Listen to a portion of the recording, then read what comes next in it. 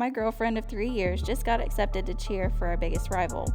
This weekend is the rivalry game, and she's not just attending, she's going to be in the opposing team section wearing their colors, screaming against us. When I look into the stands, I'm going to see the person I love rooting for my failure. My teammates are already roasting me, calling me a traitor by association. How do I not take this personally on the field?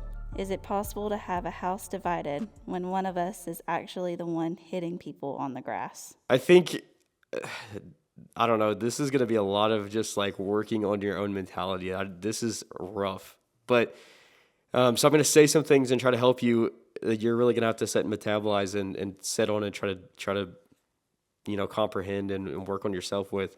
A lot of it's going to be around, though, just like I would play and just forget what she's wearing. Play like she's watching. Like I'm sure you've done that in the past where she's come to your games and you're playing like she's watching, but forget what she's wearing. Don't like think about that part of it too much. It's super important to not let your relationship elements come with you onto the field. And sometimes that's difficult. You see this in like people who are in rough positions emotionally that get on the field and play and they let their anger comes out on the field, stuff like that. All those things happen, but I wouldn't blur the lines with like just constantly harboring on thinking about that. When you're on the field, do your best to put your head down and focus on I'm just playing like I always play. I'm playing hard. I'm playing my heart out. I'm giving 110%. I don't care who's on the stands or who's in the stands. I don't care if there's an audience, no audience. Like I'm here to play and I'm here to do my best. And the more you can adopt that mentality, the better you're going to be able to play. And that's just a universal statement. I think, it's not always the easiest thing to do, right? Like obviously the nerves in the Super Bowl are a lot worse than like a scrimmage game at practice or something like that. And so, but really trying to set and make that your mentality of just like, no matter what, no matter who's watching, no matter who's not watching, no matter, what they're doing, I'm going to give my 110% no matter what. You also may have to change your perspective on that a little bit. She's not cheering necessarily against you. She's not rooting for your failure. She's cheering because she likes to cheer. Just because she goes to a different school doesn't mean she's against you. She just loves to cheer, and that's where she happens to be able to cheer. And so she's just doing what she loves just like you are. You're doing what you love. So you just need to support each other in that. Yeah, that's a huge point. Like, she could easily flip this whole question around on you. Like, she's cheering for a team and you're playing against the team she's cheering for. And so, like, it's a lot of this dynamic where, like, you're just getting in your head about it. And, like, it would be the same thing, like, if you worked at Target and she worked at Walmart. Like, just you're both there to just do your job, and it doesn't really affect, like, it's not like you're betraying each other. You're just there to do your job. You're there to do what you enjoy and what you love.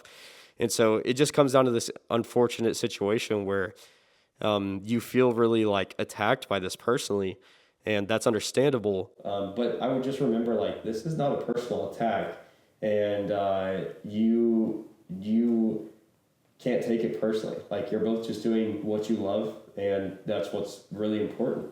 Jumping into what you said about the locker room, I have no doubt that you're experiencing that in the locker room. I literally, like, I know the environment, bro. I get it. And That's just guys. that is just guys, yes, 100%.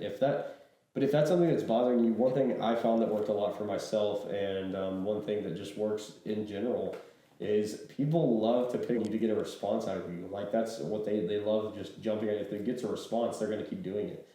The more that you just are quiet and don't say anything, which obviously, like, that's not advice for your personal life. This I'm talking about the locker room. They're just going to keep picking and keep playing and everything, and so just literally not giving them a reaction is fine, or just not caring in general. And if you can do those things, then, like, they're going to eventually stop, because they do it to get a reaction out of you. They know it gets under your skin, stuff like that. But if you can literally walk around like you don't even hear them, that's the best way to handle it. Now, is that actually going to work for you? I don't know, but that's like the best case scenario for you, is to just stop. And if it's absolutely beating you up to the point where you just can't handle it, then I don't know, maybe talk to a coach and stuff like that. But I think you're probably a pretty strong guy, and so just let it roll off your shoulders. Don't try to retaliate, talk back. Don't try to like prove that's not the case. Like nothing you can say is going to change their mind because they're just going to keep picking on you, and that's just the unfortunate reality. But I will say the most dangerous part of this situation is going to come after the game is over, or whether you guys are like car ride home, dinner after, whatever that comes. I would be careful because of the way you phrase this question, not to be like talking about the game or like rubbing it in like, oh, my team won, my team was like. Don't do any of that. Let's establish some boundaries before the game where we're like, hey, no matter what happens, we're just both doing what we love. That's what matters. I'm not going to jump into let's not make jabs back and forth about who won, what happened, stuff like that. Just that's giving you a lot of real estate for stuff to like come up and create problems between you and your girlfriend. And so, dude, I would really just focus on doing what you love. Don't think about it. It's not something that's super deep. That you definitely can make it deep if you're not careful. But by being intentional, by creating boundaries to protect you and your girlfriend, and just having open conversations about how you're feeling to one another, I think you can get through this super easy. It just feels really weird in the moment, especially if you've never experienced it. But I have nothing but high hopes that you will be able to get through it. And I just play like you always would. Play like no one's watching, or like you just are there to play your best. And so just do your best, and I think that you've got it.